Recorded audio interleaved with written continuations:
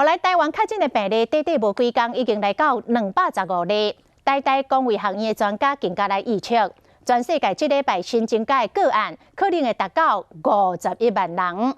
专家呼吁大家打来都要减少大型的聚会，要大家平常时习惯的活动，像朋友烧酒、食饭、啉咖啡等等，拢要减少，因为这拢会增加社区感染的风险。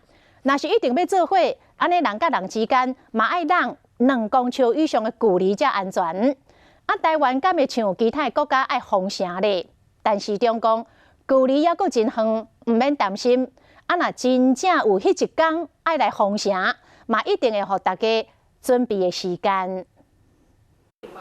伫咖啡厅里，有人咧讲公司，嘛有人咧开讲。不过防疫期间，像这款的景象，互公卫专家真担心。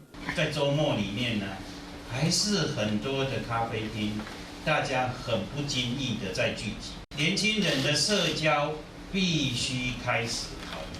现在一般和朋友吃饭、喝咖啡的距离大概都不到1公尺以上。但是现在专家建议，如果要群聚，最好的社交距离最好间隔2公尺以上。也是想，可是毕竟在咖啡厅它的位置有限，我们本身很信任我们自己。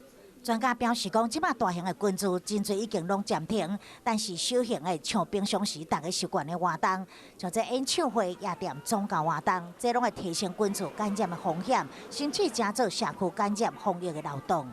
小型情境感染要在这个地方不断的努力，阻断它，不要变成社区的流行感染。到时敢会甲其他国家同款爱封城？台湾离那个情况还非常的远，然后大家还是要遵守我们的一个社交的安全的距离。